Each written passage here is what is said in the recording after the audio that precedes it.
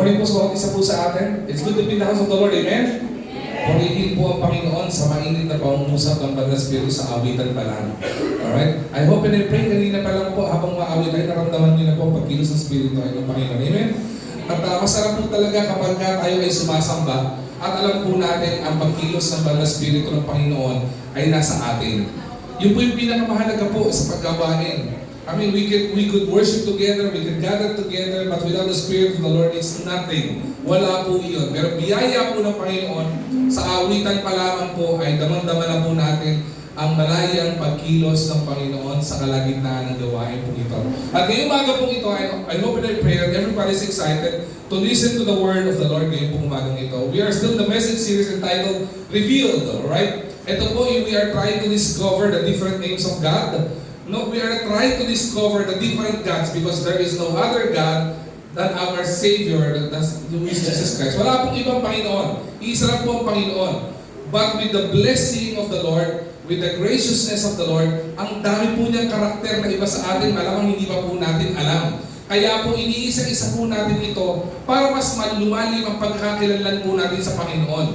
Na hindi lang natin siya makilalang Diyos, hindi lang po makilala po natin siya tagapagligtas, kundi makita po natin yung iba't ibang katangian ng Panginoon na ating sinasamba at ating pinapupurihan. At ngayong umaga po ito, ang ating pag-uusapan is another name of God. This is the name of Him is Jehovah Tsidkenu, the Lord our righteousness. Jehovah Tsidkenu, the Lord our righteousness. My question here is this: Have you ever tried to make up for a mistake that you've done? Meron kayong nagawang isang bagay na mali, and you're trying to make something for it. Diba? Kunyari, meron kayo nagawang, nakasira kayo sa bahay, o nakasira kayo ng isang gamit, and gusto mong bumawi, gumagawa ka ng magandang bagay para makabawi ka. O meron kang isang tao na nasaktan mo ang damdamin, and you're trying to make up for it. Hindi mo gusto mong makabawi sa taong ito.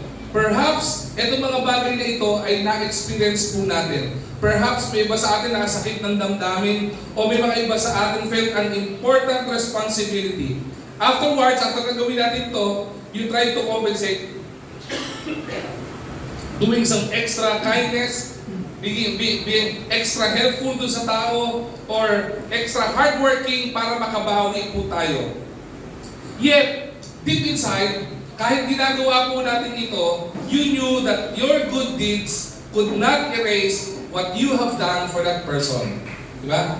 Medyo paidiin ko ng konti, nakagawa ka ba ng isang bagay na mali sa isang tao, gusto mong bumawi, at gumagawa ka ng mga magandang bagay, nagagawin mo magandang bagay, pero kahit anong gawin mo magandang bagay, alam mo hindi ka makakabawi.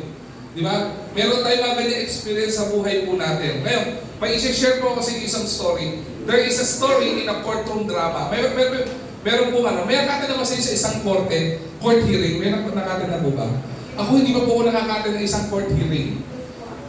Meron lang kami nakakita na. I never attended a courtroom hearing. Hindi pa po ako naka-experience na ganyan. And I don't want to experience it. Pero may mga napapanood po ako sa TV, may mga napapanood ako sa mga social media na mga nakapublish sa mga courtroom cases. Meron daw po isang court case, okay? Isang courtroom story. Meron daw po isang judge, of course, isang courtroom, di ba, parang ganito. May mga tao, nasa kaliwa yung akusado, nasa isa yung isang nag-file ng case, at meron pong husgado o huwes na nasa harapan. Alright? The evidence, may isang pong kaso, yung isang tao, kinasuhan siya, at dahil po sa ebidensya, okay, every evidences leads doon sa taong ito. So technically, guilty. And to be honest, he is found guilty beyond reasonable doubt. Talaga pong talagang makukulong po itong tao na to dahil sa kaso po na ginawa niya. Ang verdict po talaga sa kanya ng pinaka-judge ay guilty. Alright? Tapos ang ginawa ng judge, bago niya ipataw yung guilty na hatol, kinausap niya during the courtroom na case ito, dito lahat ng tao, kinausap niya yung taong guilty, and the judge asked, "Can you pay for your penalty?" Kaya mo bang bayaran yung penalty ng iyong pagkakasala. Nung sinabi ng judge ito, nung una, nung sinabi sa kanya, he is guilty beyond reasonable doubt, nakayuko yung tao, at aminado siya sa mga pagkakamaling nagawa niya. Pero mas lalo payuko sa kanya, alam niyo kung ano, nung tinanong ng judge to, can you pay for the penalty of your transgressions? Lalo siyang napayuko at hindi makatingin sa judge. Alam niyo kung bakit? Kasi alam niya hindi niya kayang bayaran. Hindi niya kayang bayaran yung mga pagkakasala niya. Kaya he lowers down his head and say, no, Your Honor.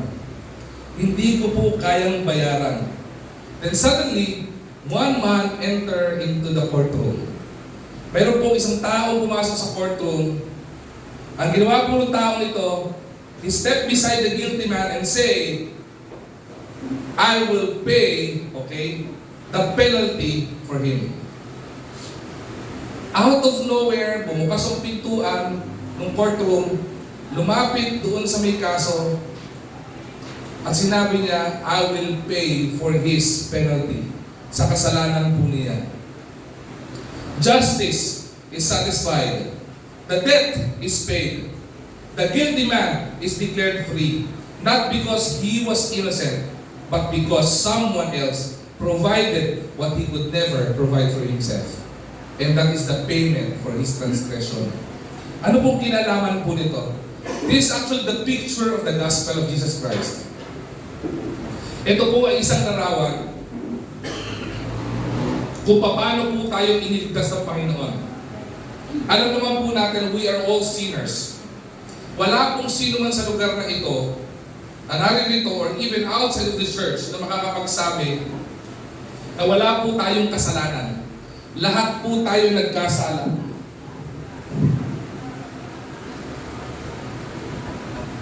At kung tayo po ay haharap sa Panginoon ngayong sandaling ito, at tanungin po tayo ng Panginoon, kaya mo bang bayaran ang iyong mga pagkakasala? Alam po natin, ang kabayaran ng kasalanan ay kamatayan. Hindi po ito ordinaryong kamatayan, kundi kamatayan panghabang buhay. May kaparusahan at yan ay walang iba kundi sa dagat-dagatang apoy. Yung po yung katotohanan po doon eh. Yung po yung masakit na katotohanan po doon. And honestly, we will lower down our heads sa Panginoon kasi wala po tayong pagmamalaki. Hindi po natin kaya sabihin sa Panginoon dahil sa magandang ginagawa ko, nung nasa lupa pa ako, kaya kong bayaran lahat ng pagkakasala ko. Malinaw pong Bible po din, there is no righteous, no not one. Wala akong sinong matuwid. At wala akong makakapagpigtas sa kanyang sarili. Dahil sabi ng Panginoon, I am the way, the truth, and the life. No man cometh unto the Father but by me. That is Jesus Christ. Wala pong makakapagbayad ng kasalanan po natin. We stand guilty before God. We stand guilty before our holy God. Wala po sa atin na makakapagsabi face to face sa Panginoon na tayo ay walang bahid ng dungis ng karumihan at kasalanan sa buhay natin because we are all guilty of all our transgressions. Unable to produce the righteousness He requires. Kailangan po ng katuwiran. Kailangan ng righteousness. But we can never provide righteousness sa buhay po natin. Dahil lahat po ng ating, even our intention, ay may bahid po ng kadumihan. But Jesus Christ became Jehovah Tsidkenu, the Lord, our righteousness. Through Him, God not only forgives our sins, but also clothes us with righteousness. Yan po yung pag-uusapan po natin. Jehovah Tsidkenu, the Lord, our righteousness. If you have your Bibles with you, I would like you to open your Bibles with me in the book of Jeremiah. Jeremiah chapter 23 verse 6. Alright, Jeremiah chapter 23 verse 6. May I request everybody to please rise as we reverently give reverence to the reading of God's Word. Okay? Sabay-sabay po natin basahin po ito. Alright? Jeremiah 23 verse 6. Ready? Begin.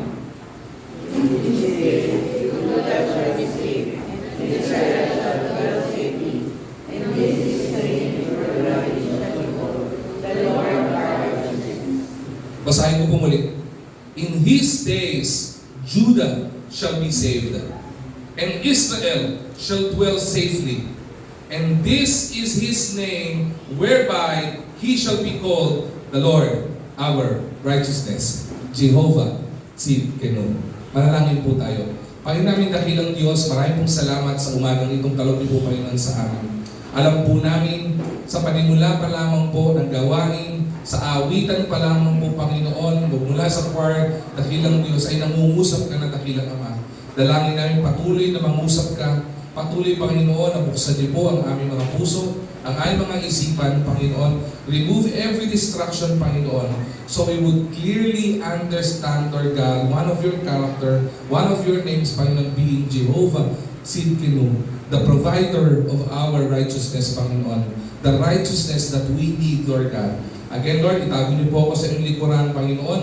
Gawin niyo po kong lingkod, Panginoon, na maghahayag ng iyong salita sa likuran ng pulpitong ito. Kayo pong maitaas, maluwalhati, ngayong magang ito sa pangalan ng Jesus. Amen. At Amen. Jehovah, Tsidkenu, maupo na po tayo. May pakita ko sa inyong picture. This photo is actually a picture or a weighing scale. Okay? Sa iba po, pag nakikita po natin ito po ay sa regular na court. Makikita natin ito, may isang babae na nakapiring, tapos may hawak siya nito. Okay? Bakit po scale? Kung papansinin niyo po, lahat po ng PowerPoint po natin, meron po kapansin-pansin dyan na nagbabago. Kung makikita niyo, may template lagi yung PowerPoint po natin, di ba? Pero kung mapanuri po ang mga mata po ninyo, lalo mga nagtitake ng picture, pansinin niyo po, meron akong binabago dyan every time na preach po tayo. Alam niyo po kung ano yun? May nakapansin ba? Ano po? Yung picture yung nandito. Yung nasa gilid sa may bilog. Nagbabago po yan. Because every name of Jesus Christ, every name of God, there is a symbol. May simbolo po yan. At ang simbolo po ng Jehovah Tsidkenu is a weighing scale. Bakit po? Because the scale represents justice and righteousness. Alright? But in the Bible, in the Holy Scripture, the description or ang pinaka-simbolo pong ginagamit po dyan is not only a weighing scale or the scale of justice because God is righteous. Isa pong ginagamit po diyan ay yung white robe. Kasama po iyan. Ang ibig sabihin po kasi ng white robe, ang sinisimbolo po nito is the righteousness of God is providing to those who trust in Him. Ito po ang kahalagahan po nito, the righteousness of God provided sa ating mga tao. Paliwanag ko po muna ito, right? Una, kung ipipicture niyo po ang ating mga sarili, during the Old Testament times, okay? When God created man and a woman, nung kinreate na pa yun ang mga unang tao, ang Panginoon po at ang tao, malapit po sila sa isa't isa. Hindi po nagkakalayo. Saan po nagkaroon ng problema? Because of the corruption of sin. Isipin niyo po, during the time of Adam and Eve, kausap lang nila Panginoon eh. Di ba? Madali po sila makalapit sa Panginoon. Doon nakakalapit ay through prayer, pero iba yung relationship. The closest of the relationship before ay intact because of the purity of Adam and Eve. They were found perfect by God. They were created perfect by God. But they became imperfect because of sin. Kaya po sila nailayo. Nagkasala po sila sa Panginoon, kaya po nailayo sa Panginoon. Kaya po nagkaroon po ng kahalagahan yung salitang salvation. Kaya po nagkaroon ng kahalagahan yung gospel of Jesus Christ. Bakit po? Para maintindihan po natin at maunawaan natin, because of sin, nailayo tayo sa Panginoon. Pero hindi po gusto ng Panginoon na tayo ay malayo sa Kanyang tuluyan.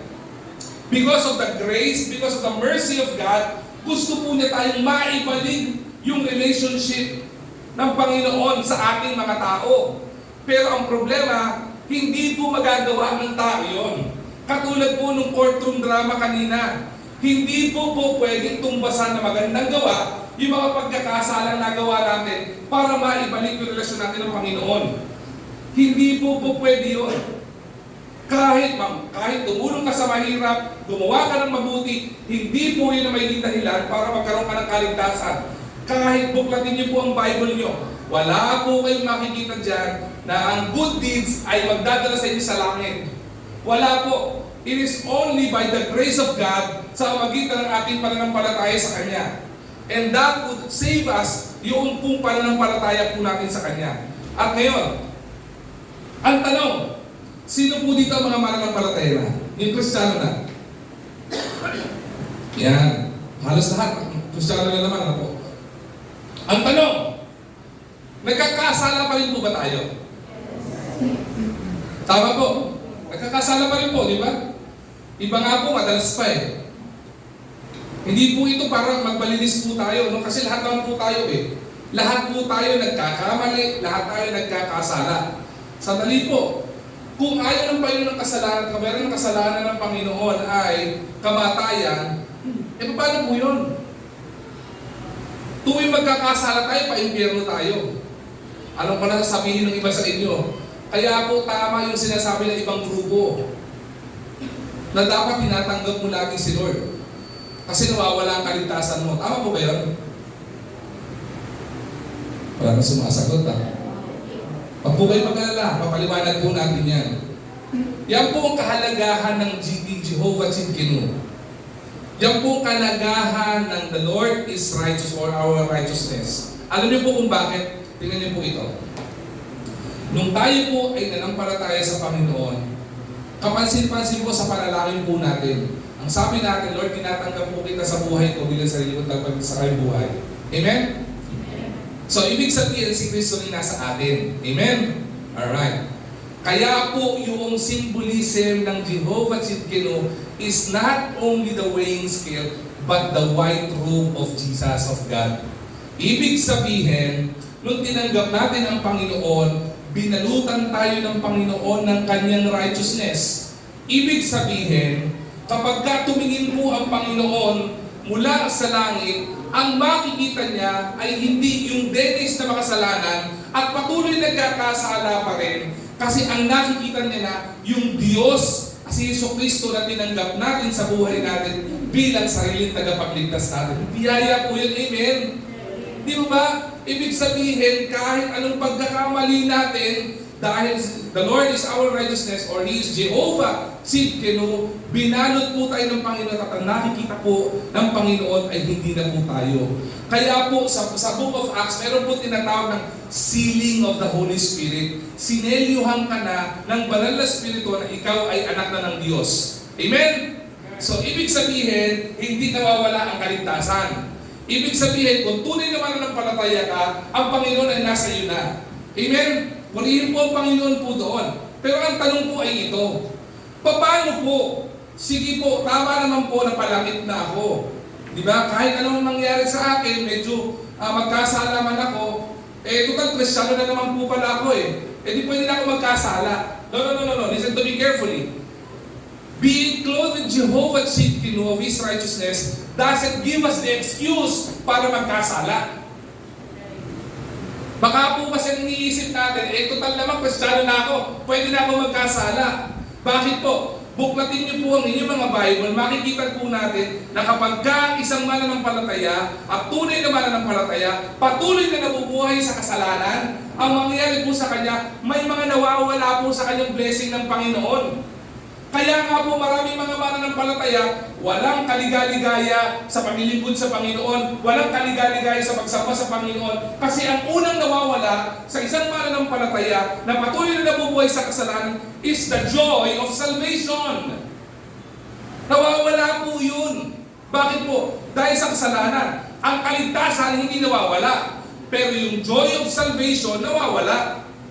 Kaya nga po marami mga mananampalataya, walang ka-joy-joy sa pagsamba. Walang joy-joy sa paglilingkod. Di ba? Bakit po? Tanungin po ninyo, hindi po issue ng Panginoon yun. Baka po ang issue ay nasa sa atin. Kaya po nawawala yung joy of salvation, tingnan po natin. Baka meron tayong tinatagong kasalanan sa buhay po natin na hindi po natin sinusuko sa Panginoon. Kaya dapat po patuloy yung pagsuko sa Panginoon. Patuloy ang pag-surrender sa Panginoon. Patuloy ang pag-evaluate sa sarili po natin. At dahil ang Panginoon is the Lord our righteousness, hindi lang po ibig sabihin ng the Lord our righteousness, meaning we are already righteous. It is also giving us the consciousness of doing what is right and not what is wrong. Kaya po kung tunay na mananampalataya ka, alam mo sa sarili mo kung yung gagawin mo ay mali o tama. Bakit? Because the Lord of righteousness is in you. Hindi po yung basta konsensya, ay may konsensya ako. Hindi lang po yung basta ganun. Dahil ang Panginoon nasa sarili mo na, ginagabayan ka ng Panginoon ng problema, baka matigas ang ulo po natin. Kaya po mahalaga po yung pag-aaralan po natin ngayong umagang ito. Medyo theological po ng konti, but please bear with me, kasi mahalaga po ito sa isang mananampalataya katulad po natin. Mahalagang maintindihan po natin that the Lord is our righteousness. Kaya napakaganda po pag-usapan po nito. 4 na bagay lang naman po gusto ko ibahagi po sa inyo sa pagkakataong ito. Una is this. The problem of unrighteousness. The problem of unrighteousness. Ito po sinabi ng Romans chapter 3 verse 10. Sinabi ko na po ito kanina. There is no righteous, no, not one. Okay? At sabihin po kayo sa akin. Sabi po ng Biblia, walang matuwid kahit isa. So tayo mga mananampalataya, hindi po tayo para magmalaki sa ibang mga tao na tayo ay Kristiyano na at hindi na nagkakasala. Dahil malinaw na nailathala sa mga taga-Roma na wala pong sino man ang matuwid. Wala kahit isa. Kahit ang pastor po na nakatayo sa harapan nyo, hindi rin po ako po pwedeng makita ng Panginoong matuwid. Alam niyo po kung bakit? Humanity's greatest problem is not financial. Humanity's greatest problem is not political. Totoo, ngayong panahon na to, medyo nag-diet ako ng konti sa political views. I mean, naadig ako sa panunood sa mga courtroom hearing, naadig ako sa panunood sa Senate problem, di ba, sa problema sa Kongreso, sa problema ng flood control, na natatakot kami dahil binabaha din po kami sa Pasig at kaya na naman ang pagbaha, di ba? Buti na lang yung mayor po namin sa Pasig ay matino, di ba? Pero iba sa atin, kinakabahan na po tayo, di ba? Umiihi lang yung kapitbahay nyo, binabaha na kayo, di ba? Kaya nakalagay, bawal umihi sa kabila. Bakit? Babahain tayo. Ganun ang problema ng flood control. Ang problema, kahit sa Senate, may problema sa Senate, may problema sa opposition. The greatest problem of humanity is not even political. The greatest problem of humanity is not even social. Hindi po iyon. Eh ano po, Pastor? The greatest problem of humanity is spiritual. Bakit po? Lahat po na sinabi po natin, may sagot po ang Panginoon doon eh. May problema sa pinansyal. Ano sagot ng Panginoon? Diba? And my God shall provide all your needs according to His riches and glory. Yung political problem, may sagot pa ang Panginoon doon? Yes, may sagot ang Panginoon doon. Ano po sagot ng Panginoon doon? Diba? Pinagpala ang bayan ng Diyos ay Panginoon. Hindi ba? Maliwanag po yun eh. Social problem. May problema ka sa kaibigan mo, may problema ka sa kapatid mo, may problema ka sa asawa mo, may problema ka sa mga nasa paligid mo. Ano sabi ng Bible? Love your enemy. Hindi po ba? Lahat po ng problema ng mundong ito may kasagutan. Pero hindi po yun ang pinakamalalang problema ng mananampalatayang tao. The greatest problem of people is spiritual. Every person has sinned and fallen short of God's perfect standard. Bakit po yun ang pinamalaking problema ng tao? Yung problema sa pinansyal, kapag ka nagtrabaho ka, malalagyan yung wallet mo at bangko mo. Tama mo ba? Tama mo ba? Pakitang mo po. Yung problema sa political, masusolusyon mo yung problema sa politika, di ba? Iboto natin yung mga tamang iboto. Magkakaroon ng tamang solusyon sa politika. Yung problema sa social, sa relationship, madali pong solusyonan eh. Pero tingnan niyo po kung bakit ang greatest problem ng spirituality ah. Kapag ka ang tao na natiling na buhay sa kasalanan, ang kabayaran nito panghabang buhay. That's the greatest problem. Because the impact is not for the present time. The impact is for the future and everlasting. Kapag ka ang isang tao namatay na may kasalanan, at lahat naman tayo may kasalanan, at ang nangyari, wala tayong pananampalataya sa Panginoon, hindi po tayo sumasampalataya sa Panginoon, o hindi natin siya naman Lord ng buhay po natin, sigurado, 101% impyerno punta natin. Maliwanag po ang nakasulat po diyan. Kaya ang problema po yun. Everlasting damnation, everlasting punishment sa impyerno. Wala na po siguro may gusto nun. Wala na siguro habang buhay gusto pinaparusahan ka. Kaya ang pinakamalaking problema is the problem of spirituality. The problem of people living in sin without the Lord in his life or in her life. No amount of religion, no amount of morality or good works can make us righteous before God. Ibig sabihin po nito, salamat. Ibig sabihin po nito, hindi po relihiyon na makapagligtas. Hindi po dahil miyembro kayo ng IBC Manila, ligtas na kayo. Hindi po ibig sabihin, miyembro kayo ng isang malaking church, ligtas na kayo. Di ba? O hindi ibig sabihin na miyembro ka ng isang sikat na kapulungan, ligtas na kayo. Hindi po yun. No amount of religion can save us from our sins and our iniquity. Not even morality. Hindi. Sabi mo, Pastor, may good moral and right conduct ko. Magalang ako, mabait ako, nakikitungo ko ng maayos, marunong ko makisama ng maayos. Di ba? Makapagligtas sa'yo. Hindi po. Hindi po ganoon. Or even good works can make us righteous before God. Wala pong nakaabot sa kaluwalhatian o pamantayan ng Panginoon. There is no righteous, no not one. Before we can appreciate God's righteousness, we are to acknowledge how unrighteous are we on the sight of God. Hindi po natin kayang tumingalak sa Panginoon at sabihin sa Panginoon, Panginoon, wala akong pagkakasala sa iyo ha. Panginoon, minsan di ako nagkasala sa iyo. Wala po tayong lakas ng loob para gawin po iyon. At kung may lakas ka ng loob para sabihin sa Panginoon yun, ang tanong ko sa iyo, saan mo hinuhugot yan? Kasi ako po hindi ko kaya sabihin sa Panginoon, pagmalaki sa Panginoon, na Panginoon, wala ko namang pagkakasala sa iyo. Kasi pagmulat pa lang ng mata ko, alam ko yung pagkakasala na ako eh. Pagmulat pa lang ng mata ko, alam ko imperfect ako eh. Di ba? Alam niyo ba, pag walang perfecto sa atin, subukan nyo, gumising po kayo ng umaga, tapos ilagay niyo yung dalawang kamay niyo sa bibig niyo, tapos huminga kayo, malalaman niyo imperfect kayo. Tama ba? Bakit? Maaamoy niyo kung ano ang patikim ng impyerno. Tama ba? Alam mong imperfect po tayo. Walang patuwid. Kasi kung patuwid ka, pag huminga ka, wow, ang bango. Amoy pandesal. Di ba? Ikaw mismo manidiri ka sa sarili mo eh. Kadiri mo ito, kapagsimilo na nga. Diba? Alam mo imperfect po tayo. But we can never appreciate Jehovah Tzidkenu, or we can never ever appreciate God's righteousness if we are not to acknowledge that we are unrighteous. Kaya po mahalaga yung salvation. Because salvation begins when we stop trusting ourselves and start trusting God.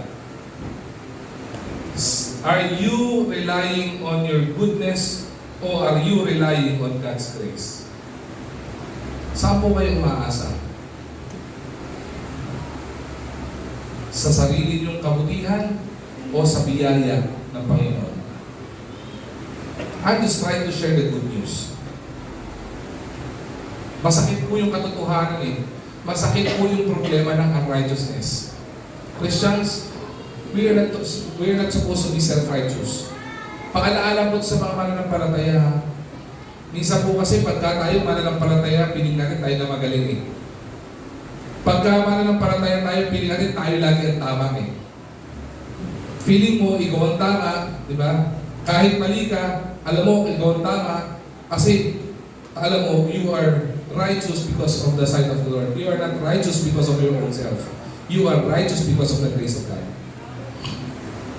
And that righteousness is not seen on earth alone. It is being seen by God. Kasi ang nakikita ng Diyos sa taas ay si Kristo na tinanggap natin. At kung talagang si Kristo ay tinanggap natin, yung righteousness ng Panginoon na ibinigay sa atin, nararamdaman din po ng ibang tao yan. Kaya nga po merong fruit of the Holy Spirit. Kaya po nakikita yung bunga ng Espiritu. That is the result of, sabihin po natin, righteousness of God in us. Sa buhay po natin. Ngayon, pangalawa po, not only, ang pinakabigat dito is this, the provision, the problem of unrighteousness. Pero yung mga susunod dito, sana po maging encouragement sa atin, yung mga bagay na ito. At makita natin yung importansya nito sa kaligtasan po natin mga mananampalataya. The provision of God's righteousness. 2 Corinthians chapter 5 verse 21. Ano mo sabi dyan? Sabi dito, for He hath made Him to be sin for us, who knew no sin, that we might be made righteous, the righteousness of God in Him. Alright? That we might be made the righteousness of God in Him. Ano mo ibig sabihin po nito? Sino po yung tinutukoy sa verse po na ito? Siguro that's the right question. Ang tinutukoy po sa verse na ito ay wala pong iba kundi si Jesus Christ. Wala pong bahid ng kadumihan, pero nagkatawang tao para tubusin tayo sa ating mga pagkakasala. That is Jesus Christ. Bakit po? Ano po sabi ko po kanina? Isa pong maliwanag na Bible verse, hindi po sa pamagitan ng magandang gawa tayo maliligtas. Kahit magalang kayo, hindi po kayo maliligtas. Kahit matulungin po tayo, hindi po tayo maliligtas. Kahit anong gawin natin mabuti sa mundong ito, hindi po yun magiging pamantayan ng kaligtasan po natin. Kasi malinaw po sinasabi ng Biblia, there is no righteous, no not one. At ang sabi ng Bible, diba, no man cometh unto the Father but by Jesus Christ Himself.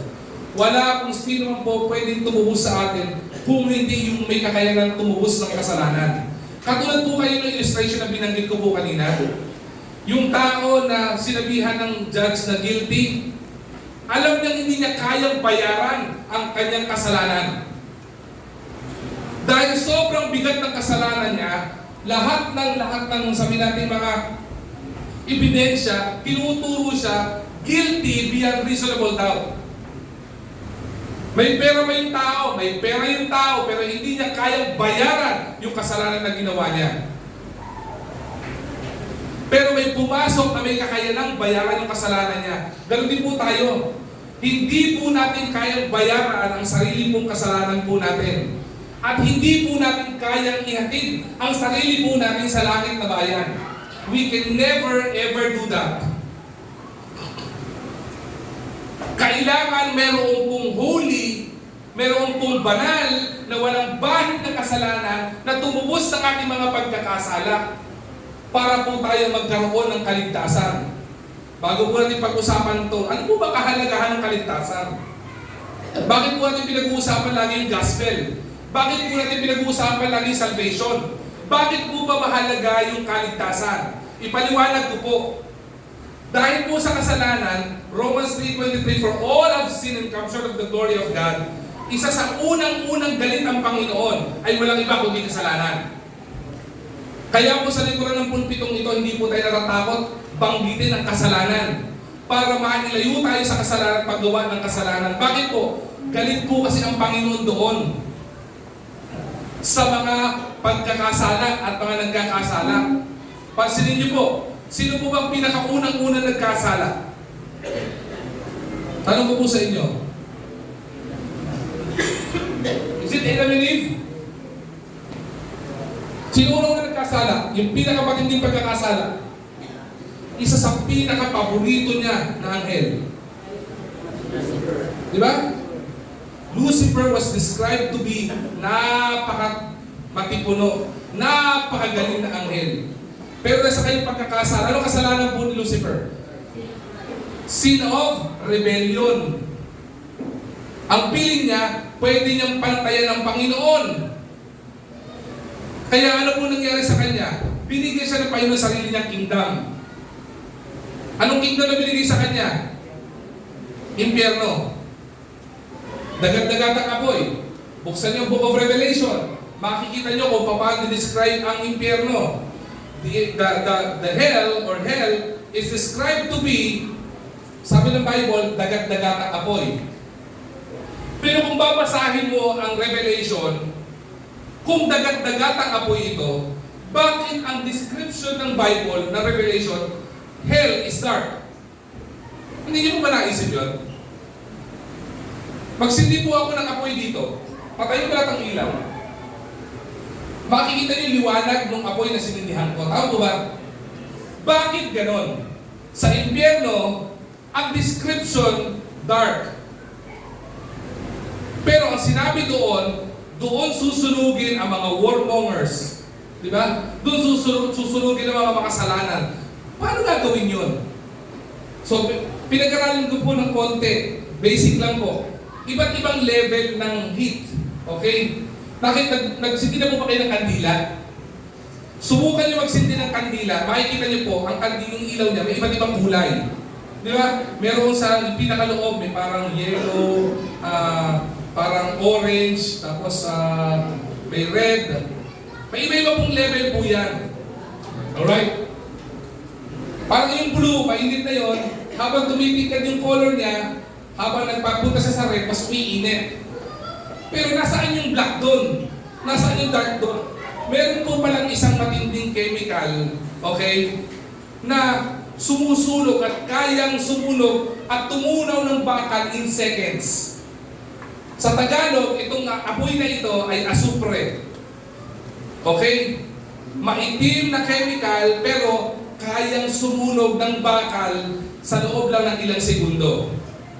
So most probably, in my own personal assumption, most probably kaya dark ang hell at possible na meron din may ilaw din ng kandila na parang apoy, kayang sunugin ang ating katawan. Kung yung asupre, kayang sumunog ng bakal ng segundo, sino mas matibay pa sa inyo sa bakal? Meron ba? Imagine this. Kung tayo mamatay nang walang Kristo sa puso po natin, tutunawin ang ating katawan sa impyerno. Ang tanong, susunugin lang pala, di tapos yan pastor, abukagad. Wait, hindi po yun eh. Ang sabi sa Bible, it is an everlasting punishment. So ano mangyayari? Alulusaw ka, susunugin ka, mabubuo ka uli, para sunugin uli. Every day, every minute, every millisecond of your life, masusunog ka, di ba? Magiging abo ka, at babalik ka sa estado mo para pangsahan ka uli. Imagine yung anguish, imagine the pain. Meron po ba napasok na sa inyo? Pagka napasok ka, magkakapaltos ka eh. Pero ito, conscious po tayo na mararamdaman yung init ng apoy. Panghabang buhay na kaparusahan po ito. And listen to me carefully. Ang Panginoon Diyos po natin, hindi po siya hindi mahabagin. Kahit po siya galit sa kasalanan, ang kahabagan ng Panginoon ay nasa atin. Kaya ang ginawa niya, naku, mapapahamak yung mga anak ko dahil sa kasalanan. Mapapahamak yung mga create ko. Yung hinihingan ko ng aking hininga para magkaroon ng buhay. Mapapahamak sila. At ayoko mangyari yung sabi ng Panginoon, anong ginawa niya? Kailangan may tumubos ng kasalanan. Kailangan may magbayad noon. Ang tanong, kaya ko bang bayaran sa sarili kong kasalanan? Hindi ko po kayang bayaran. Because I am not righteous. Kailangan mayroong pure and holy blood na dapat tumubos sa ating mga pagkakasala. And I cannot do that. You cannot do that for your own self. Sino po pwede gumawa lang po noon? It is only Jesus Christ Himself. Purihin po ang Panginoon. Pero totoo, kung iisipin po natin, Kaya naman sabihin ng Panginoon. Di ba? Sabihin na niya, si Joshua, napupunta ng langit to. Di ba? Bakit siya punta ng langit? Kasi magbabible school siya. Pwede naman sabihin ni Lord po yun, di ba? Si Gian, mahal na siya sa buhay niya.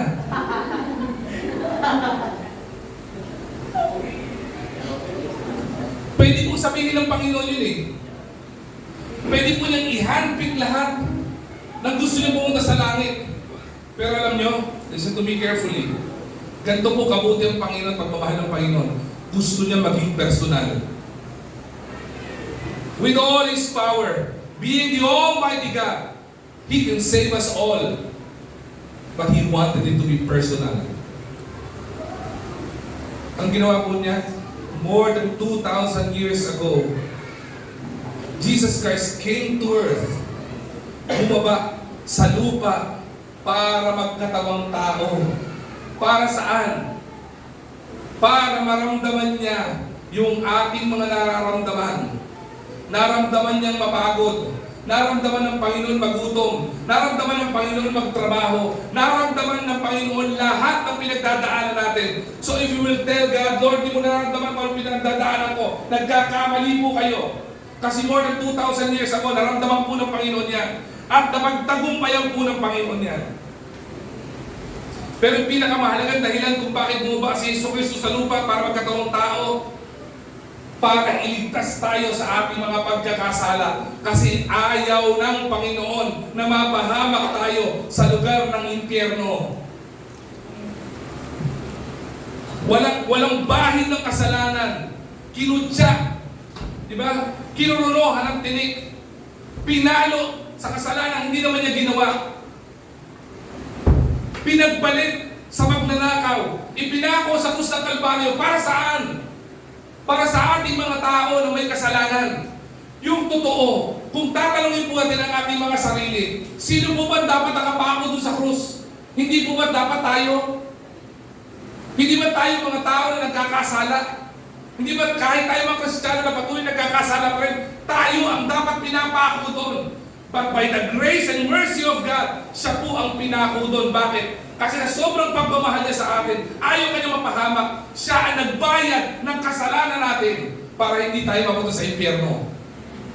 Ganun po kabuti ang Panginoon. Jesus lived the perfect life we could never live. On the cross, He took all our sins upon Himself and offered Himself or His righteousness to all who believed.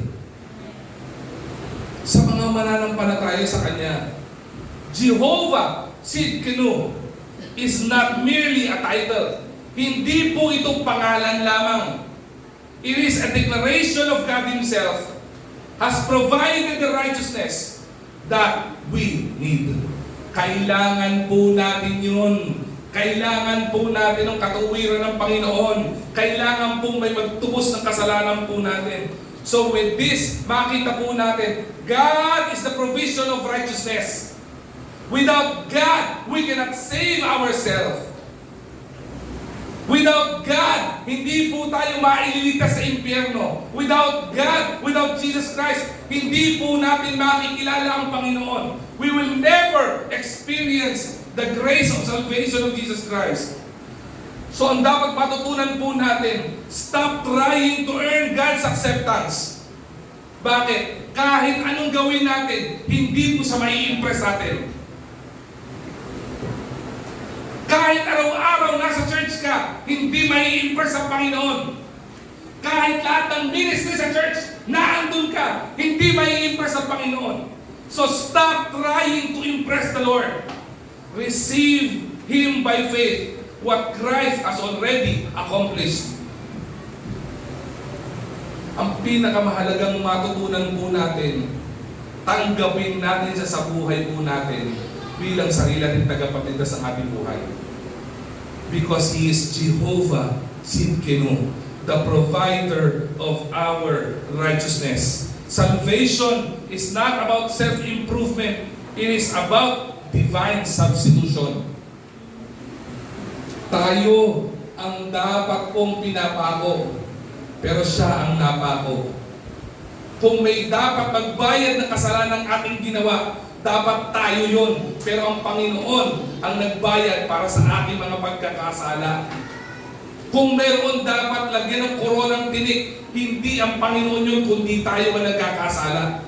Kung mayroon dapat kutsain sa pagkakasala, hindi po dapat si Jesucristo, dapat po tayo yun. Pero sa biyaya at pag-ibig po ng Panginoon, siya mismo ang gumawa nun. Bakit? Ganun po niya tayo kamahal. Ang tanong ko, bakit hanggang ngayon, ang dami pa rin mga tao, pinipilit pa rin lumayo sa Panginoon? Hindi mo ma-experience yung pagmamahal. Yung pong pagkakataon ay nakakalungkot po yun eh. Pero alam niyo kung anong mas nakakalungkot? Ang mas nakakalungkot ay ito. Tayo mga mananampalataya, bakit patuloy tayo bumabalik at bumabalik sa kasalanan? Binayaran na nga ng Panginoon eh. Isipin niyo po ito. Remember the illustration kanina? Yung isang lalaki na nagkasala, na hindi niya kayang bayaran ng kasalanan niya. Anong ginawa? May isang tao pumasok, binayaran yung kasalanan niya, and he was declared free by the judge. Amen? Nakalaya siya. Paano kung panibagong buwan, bumalik siya? Bumalik siya sa courtong trial ulit. Same case. Parehong case. Ginawa niya ulit. Anong tingin sa tao? Magbigay niya isang term. Ano po? Makulit. Pwede? Ano pa isang term? Ano po? Abusado. Pwedeng abusado. Bakit? Aba, iniligtas ka na eh. Ba't babalik ka pa? Listen to me carefully. Tayo mga mananampalataya, ganun din po, hindi ba? Hindi ba't iniligtas na po tayo ng Panginoon? Ba't bumabalik pa tayo sa kasalanan? So, medyo masakit yan. Paumanin. Kung kailangan tayo masaktan, baka dapat talaga tayo masaktan. Because the word of the Lord is like a two-edged sword. It pierces the heart of the person. Kaya po talaga na masakit. Totoo may mga pagkakataon, masakit po talaga magsalita si Lord. Bakit po? Sabi ni Lord sa salita niya, I speak. Subukan sa sakit niya, I speak. Masakit, di ba? Joke po yun. Sabi mo, parang mali na tayo na. Pag si Lord talaga nagsalita, mamaya ko sabihin yung joke na pag hindi naintindihan. Baka pag-uwi niyo, makatawa kayo. Magulat ang mga magulat. Ba't matawa yung anak ko? Galing lang ng church to. I speak. Diba? Pinakawalang maintindihan po natin, mga mananampalataya, tayong mga nirescue na ng Panginoon, tinutos na ng Panginoon, hindi po dapat para bumalik pa tayo sa kasalanan. We are to embrace the righteousness of God. Sa mga tao na mga nagkasala at wala bang Kristo sa puso, dapat natin ibahagi yung righteousness ng Panginoon sa kanila. Mahalaga po maintindihan, the provision of God's righteousness. That is why He is called Jehovah Tsidkenu. He is the provider of righteousness. We can never, ever provide for ourselves. Which is important para po pumunta tayo sa langit na bayan. Wala pong tutungtong sa langit na bayan na may bahid ng kadumihan. Talagang maliwanag ang Bible, lahat tayo nagkasala. Wala po talagang pupunta sa langit. Kaya nga po ang symbolism ng Tsidkenu o Jehovah Tsidkenu is the white robe. Yung makita ng Panginoon na ikaw ay anak niya at tinubos na ng Panginoon. Bakit? Lahat ng tinubos ng Panginoon, siniselyuhan ng Banal na Espiritu ang anak ng Diyos. The provision of God's righteousness. Pangatlo po, the position of the believer. The position of the believer. Romans chapter 5, verse 1. Therefore, being justified by faith, we have peace with God through our Lord Jesus Christ. Ano po ito? The position of the believer. When we trust Christ, God declares us righteous. This is called justification. Okay, ulitin ko po When we trust God, nung tayo po ay nanampalataya sa Panginoon, nung tayo po ay tinanggap ang Panginoon bilang sariling tagapagligtas ng ating buhay, ang ginawa ng Panginoon, we are declared righteous. Diba? We are clothed with the white robe of God, na tayo ay ginawang matuwid. Hindi dahil sa sarili po natin, kundi dahil sa Jesucristo, tinanggap natin sa buhay po natin bilang sariling tagapagligtas sa ating buhay. We are declared righteous. Ang tawag dito, justification. Ibig sabihin, kahit may pagkakasala ka, nilinis ka. Kahit na nagkasala ka, ikaw ay tinuwid ng Panginoon. Justification, ang tawag po diyan. Ibig sabihin nun, we are no longer condemned of our sins and we are no longer condemned sinners. We are accepted children of God, clothed in Christ's righteousness. Ang ganda po nitong maintindihan po natin. Ibig sabihin, kapag ka po pala tayo naging mananampalataya, kapag ka po pala tayo tinanggap natin ang Jehovah Tsidkenu, si Jesus Christ, bilang tagapagligtas po natin or the provider of our righteousness, maintindihan natin na hindi na po nakikita ni Lord yung Dennis na makasalanan. Ginastify na po ng Panginoon. Itinuwid na po ng Panginoon. Binigyan na po ng Panginoon ng katuwiran. Bakit? Kasi ang nakikita niya, si Jesucristo na.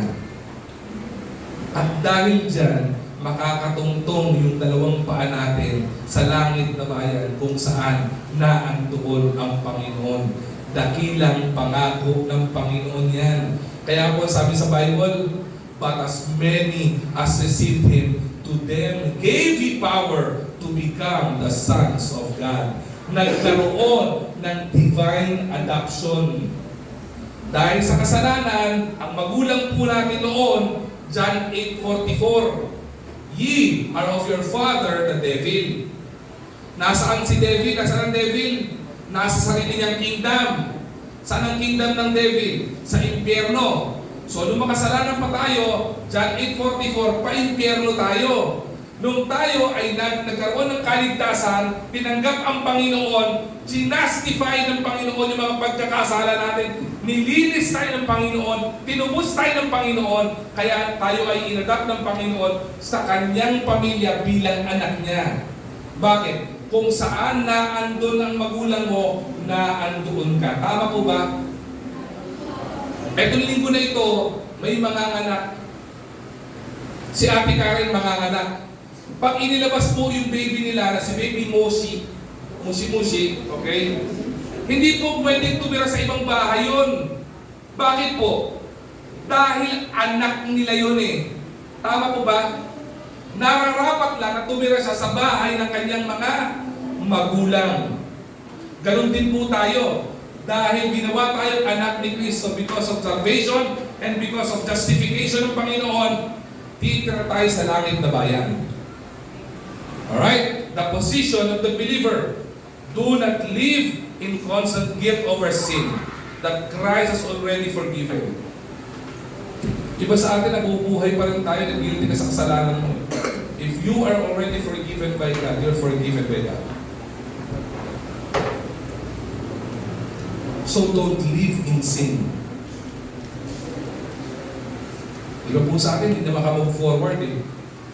Mananampalataya ka na. Hindi ka ba makapag-move forward sa sarili mo?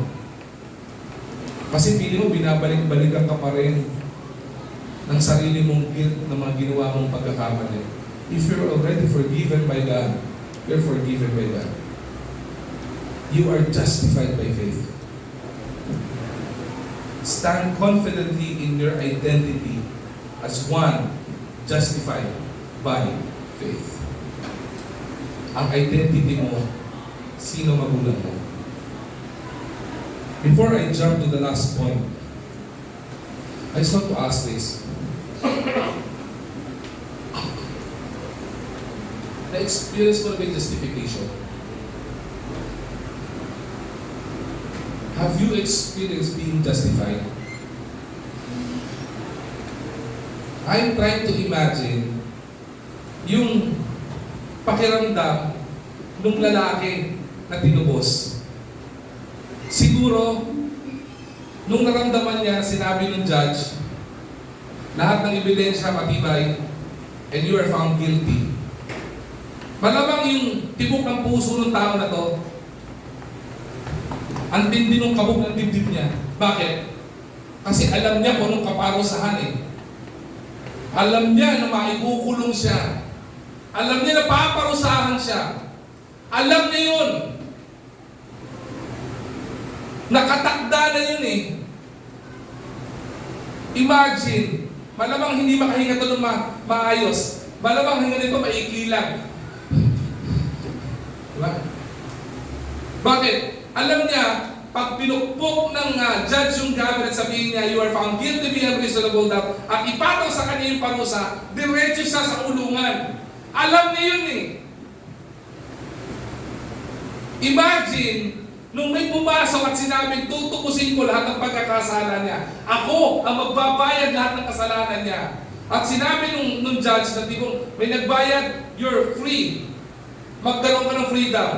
Imagine kung anong hinga nun. Malamang, woo! Di ba? I'm free! Di ba? Ligtas ako! Di ba? Sino nyo, yung lahat ng pagkakamali ko na bayaran. Makakalabas uli ako malaya. Di ba? Pwede uli ako mag-mall. Pwede ko makita yung pamilya ko. Pwede ko makita yung mga kaibigan ko. Di ba? Hindi ako makukulong. Imagine that.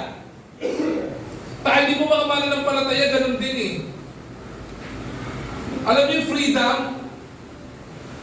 Yung freedom na alam mo hindi ka pupunta sa impyerno. Ang hindi ko maintindihan, bakit maraming tao hindi kinakabahan sa impyerno? The greatest problem of man is not financial. The greatest problem of man is not yung social. The greatest problem of man is not political. The greatest problem of man is spiritual. If we do not know where we're going kapag ka tayo namatay, at kapag ka namatay tayo, malinaw man lang kasulatan, pag namatay tayo may kasalanan at walang Kristo sa buhay natin, impyerno ang punta natin. Abay, kung hindi po tayo kinakabahan, baka dapat kabahan tayo. Pero alam mo, totoo, biyaya ng Panginoon, there is Jehovah Tsidkenu, the provider of our righteousness. Yun po yung pinakamahalaga po doon eh. Kaya totoo sa pagkakataong ito, kung ikaw bisita ka at hindi mo pa naramdaman yung pakiramdam na ito, na ikaw ay iniligtas ng Panginoon, this is the time for you to receive Christ before it's too late. Sa mga mananampalataya, Jehovah Tsidkenu is the provider of our righteousness. He clothed you with white robe, the purity of His life, the purity of His blood. At kapag ka ikaw nagtampisaw ka sa putik, yung white robe, napuputikan din. Kaya ang tanong ko po, kapag ka mananampalataya, bakit pinuputikan mo ang Panginoon? Ibig sabihin, kapag ka tayong mananampalataya, binalot ng Panginoon ang kanyang righteousness, pero bubuhay pa sa kasalanan, ang nangyari dyan, pinuputikan mo at dinudungisan mo ang pangalan ng Panginoon. Hindi po ba pag lumalabas po tayo, mga mananampalataya, hindi tama ang ating attitude, hindi po tama at nakikita sa atin yung spirit of, the fruit of the Spirit. Ano sabi ng mga tao? Ganyan ba ang Kristiyano? Bakit po? Ang nadudungisan, hindi lang naman po ikaw eh. Ang nadudungisan, pati pangalan ng Panginoon. Hindi po ba't nakakahiya iyon sa tao o sa Diyos na nagligtas sa atin at tumubos sa atin sa pagkakasala? Ang hindi ko maintindihan, bakit maraming mga mananampalataya kayang tanggapin na dungisan ng Panginoon na siya tumubos sa ating mga pagkakasala. Ang hirap pong tanggapin at unawain sa ating mga sarili na isang tao o isang Diyos na walang bahid ng kadumihan, tinubos tayo sa magitan ng kanyang banal na dugo. After po niya tayong tubusin, ang itutumbas natin ay walang iba kung hindi pagdungi sa kanyang pangalan. Bago po siya ipako sa krus ng Kalbaryo, wala na po siya pagkakasala eh. Pero kinutya po siya eh. Tinanggap ng Panginoon yon. Kasi kailangan mangyaring tubusin tayo. Kailangan maipako sa krus ng Kalbaryo. Pero ang pinakamasakit, alam niyo po kung ano? Na hanggang ngayon, tayo mga mananampalataya na nabubuhay bilang mananampalataya, na nabubuhay pa rin sa kasalanan, hanggang ngayon tayo pa rin ang sanhi kung bakit kinukutsa ang Panginoon. Aren't we supposed to be shameful of ourselves? I hope and I pray I am barking at the wrong tree. And if I am barking at the right tree, baka ito yung pagkakataon para mahinig tayo.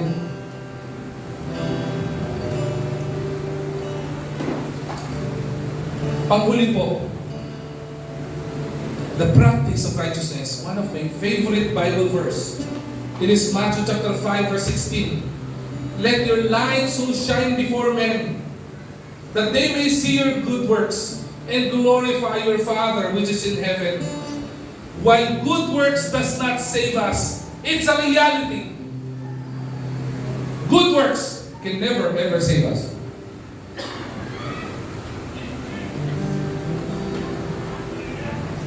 Righteousness should be evident in the lives of those who have been saved. Dapat po nakikita po sa ating katuwiran ng Panginoon. The righteousness we receive inwardly should be reflected outwardly in our words. It should be reflected outwardly in our actions. It should be reflected outwardly in our character. If we can say we are saved by God, if we are saved, that the righteousness of God is in us, if we say or if we declare in our life that God is our Jehovah Tsidkenu, the provider of our righteousness, dapat po nakikita in our words, nakikita in our actions, and nakikita in our character. And that is what we are calling testimony. Kumusta po ang testimony po natin? Are we practicing a good testimony in our life? Live in a way that honors the one who made us righteous. Yun po yung hamon ngayong umaga. Mabuhay po tayo, okay? Binibigyan ng honor. Kaya po sabi, let your light so shine before men. Na makita nila yung good works. Hindi po good works sa makapagligtas. Pero ang tunay naman ng palataya, makikitaan ng magandang gawi at gawa. Bakit? Kasi ang kabanalan ng Panginoon nasa iyo eh. Imposible na ang kabanalan ng Panginoon nasa atin, pero hindi nakikita ng mga tao na mabuti tayo. Ngayon, kung tayo, sinasabi po natin na mananampalataya tayo, pero hindi nakikita sa ating gawa, hindi nakikita sa ating testimony, ang ating pong pananampalataya sa Panginoon, I'm telling you, baka dapat questionin mo ang inyong pananampalataya sa Panginoon. I remember one favorite illustration, isang bata po, ang sabi ng bata, lapit siya sa pastor. Pastor, may question po ako. Isang Sunday school student, lapit siya sa pastor. Ay niya, pastor, may tanong po ako. Sabi ng pastor, ano yun anak? Sabi niya, pastor, si Jesus Christ po ba nung pumunta sa lupa? Tama po ba ako? Ang sabi po ng Sunday school teacher ko po, siya po ay karpintero. Tama na. He is a good carpenter. So kung good carpenter po siya, ibig sabihin, hardworking po si Jesus Christ. Tama naman. This kid is about mga 4 or 5 years old, maliit na bata. Katulad ng mga bata, tumatakot-takot sa Sunday school. Tapos sabi niya, pastor, kung hardworking po, hard labor po si Jesus Christ, tanong ko po, ibig sabihin po ba malaki ang katawan niya?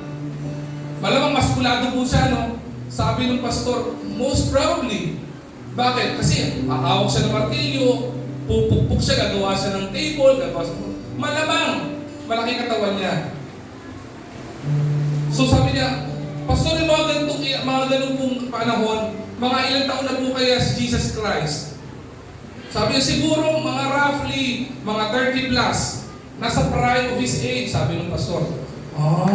Okay po. So, ibig sabihin po, imagine this mga 4 or 5 years old na bata kung 30 plus na po siya noon, tapos mga 5 years old lang po ako, mas malaki po sa akin si Jesus Christ. Sabi niya, of course. Mas malaki sa yung di hamak. At kung hardworking po siya, mas malaki po katawan niya sa akin. Of course, mas malaki katawan niya sa iyo. Sabi ng bata, pastor, narinig ko po kasi pag pinipreach po niyo sa likod ng pulpit, na dapat po tanggapin si Jesus Christ sa puso ko bilang sarili ko tagapagligtas sa aking buhay.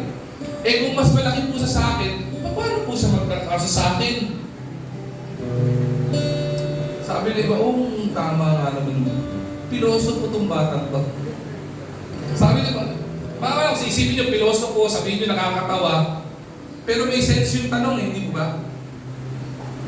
Because truly, Jesus Christ is bigger than that kid. But that is a valid question.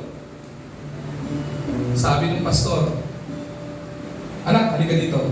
Upo tayo. Papaliwanag ko sa iyo. Dahil mas malaki ang Panginoon sa iyo, kapag ka tinanggap mo si Kristo sa buhay mo, sigurado siya ang makikita dahil mas malaki siya sa iyo. Sabi ng pastor, anak, nakakita ka na ba ng balon? Sabi niya, opo. Di ba maliit lang ang balon pag hindi pa hinihingahan? Opo! Tignan mo ha. Ipapasok mo itong paso na ito sa loob ng balon na ito. Tignan yung paso, ipasok yung maliit na vase. At ihawak na mas malaki yung sa balon. Tapos sabi niya, nung napasok na, ang tanong, balon pa rin ba to?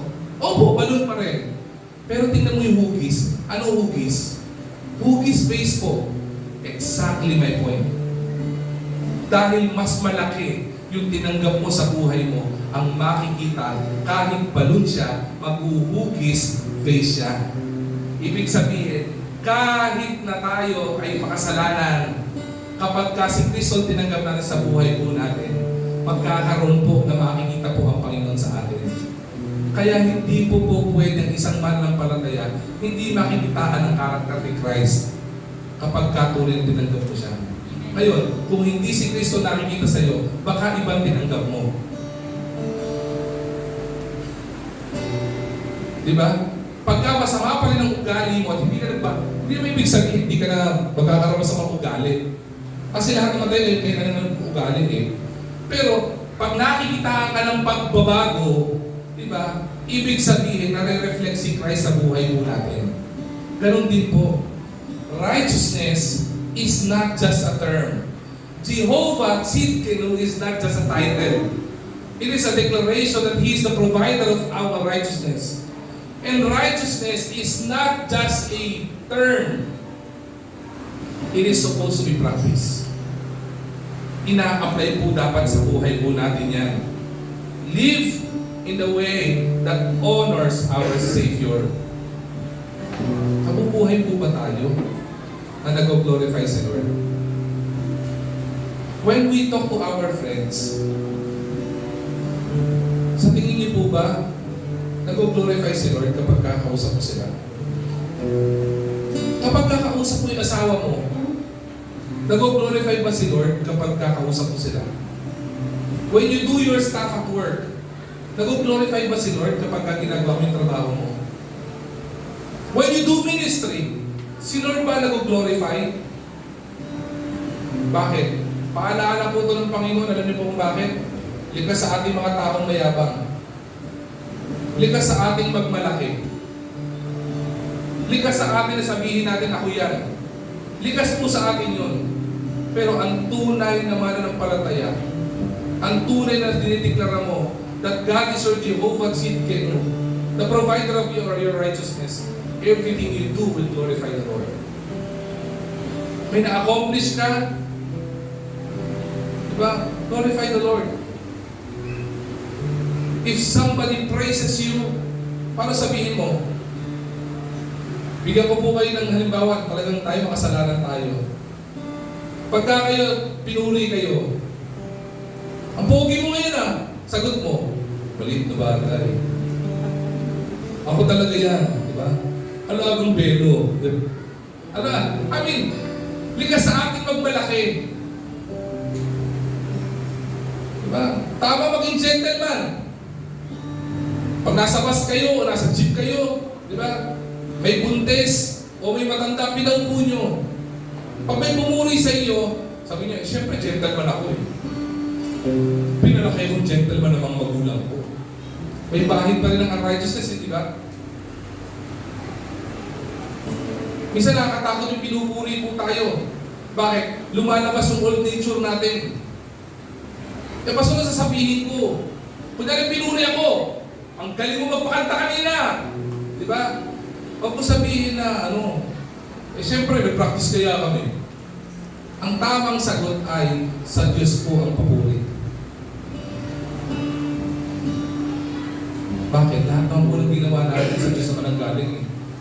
Ang tanong, makakaawit ka ba kung hindi sa biyaya ng Panginoon?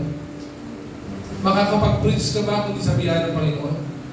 Makakapagtrabaho ka ba kung hindi sa biyaya ng Panginoon?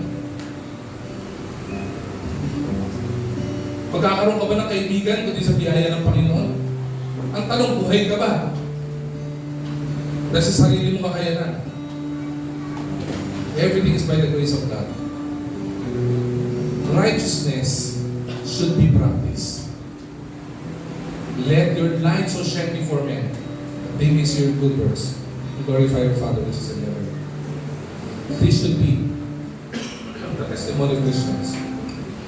Kaya po naniniwala ko, tayo mga mananampalataya, we are to live in excellence. Hindi tayo dapat nabubuhay ng tipong, okay na yan. Para kay Lord naman yan eh. Yung ginagawa mo sa pamilya mo, dapat the best. Yung ginagawa mo sa kaibigan mo, dapat the best. Yung ibinibigay mo serbisyo sa trabaho mo, dapat the best. Kapag nag-aaral ka, dapat the best yung binibigay mong effort sa pag-aaral mo. Hindi dahil gusto mo na umangat ang buhay mo lang. Kaya mo ginagawa yung the best na pwede mong gawin dahil gusto mo na mapapurihan ng Panginoon. Because that is a righteous character. The righteous character is the character that always honors the Father. Glorify ang Panginoon palagi. Let me end with this. Jehovah Sidkenu means that when we had no righteousness of our own, God provided His own through Jesus Christ. Ganda po nito, no? Jehovah Sidkenu means that when we had no righteousness of our own, God provided His own through Jesus Christ. Bakit po? Hindi po natin kaya na magkaroon ng sariling katuwiran. Kasi yung katuwiran natin, hindi pwede pagmalaki sa Panginoon. Pag nakita ni Lord yan, sa'yo mo, Lord, may ginawa ko mabuti ngayon ha. Pag nakita ni Lord yan, may bahid pa ng katuwiran yan.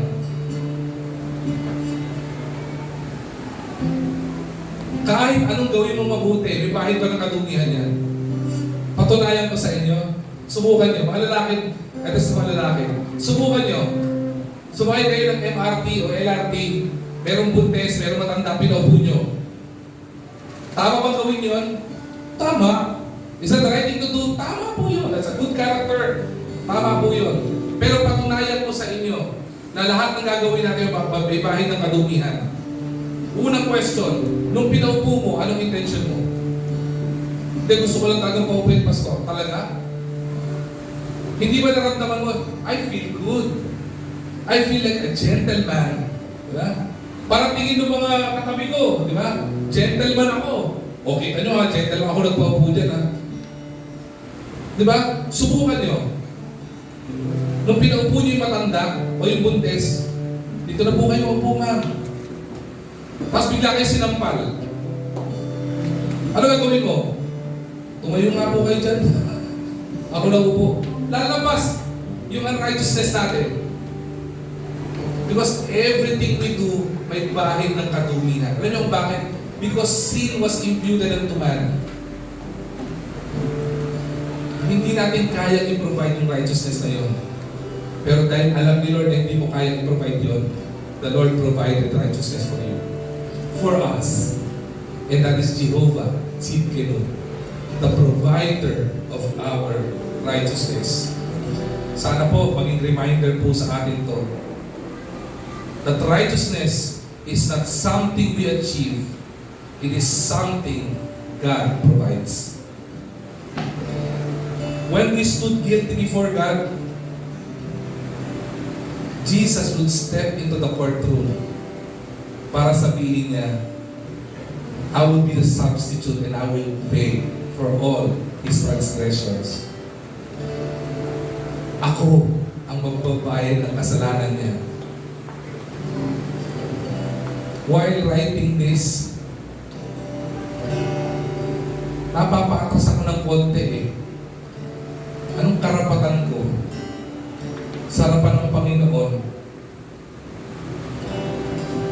para siya magbayad ng kasalanan ko? Akong gumawa, siya ang naglinis. Ako ang nagdumi, siya ang nagwalis. Ako gumawa ng kasalanan, siya ang tumubos. Ako ang may pagkakautang, siya ang nagbayad. He paid our debt in full. Walang labis, walang kulang. He bore our sins. He paid it all. And after Him paying it all, He clothed us with His righteousness. Anak, ito, imagine a picture of a wounded man with a crown in his head, ang tinik. Hawak-hawak yung white cloth. Punong-puno ng dugo niyang, punong-puno ng kabanalan. At iayakap sa iyo para sabihin, tinubos na kita. Worry no more. You are no longer hell-bound. You are bound to the kingdom where I am right now, and that is heaven. And I tell you, you will just raise up your head up in the sky and say, Lord, thank you. I don't deserve this.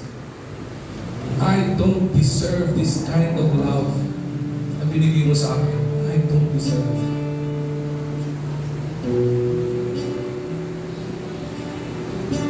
Kaya kung may bibigay ka sa Panginoon, if you'll be giving your talent sa Panginoon, you ask yourself, is that what the Lord deserves?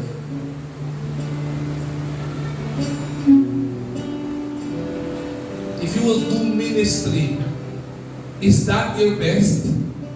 Is that what the Lord deserves? Alam niyo bakit?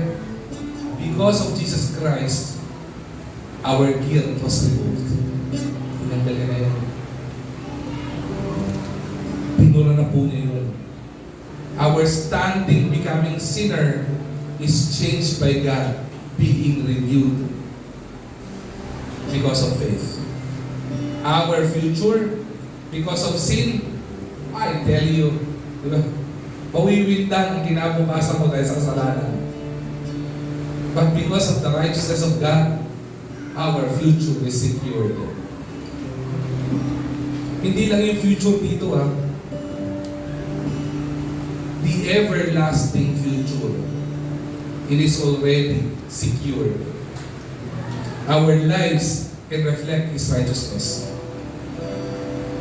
This is the greatest news. The greatest news of the gospel of Jesus Christ is not that we become better people. It is that through Christ, God declares us righteous. Hindi yung para sabihin natin, oy! Galing mo na ngayon ha! Iba ka na ngayon ha! Hindi. Ang pinakamasarap, yung kahit madumi tayo, kahit may pagkakasala tayo, diniklara ka pa rin ng Panginoon matuwid. Justification. Jehovah Tsidkenu is the answer to our greatest need. The greatest need to the greatest problem of our life. And that is the problem of spirituality.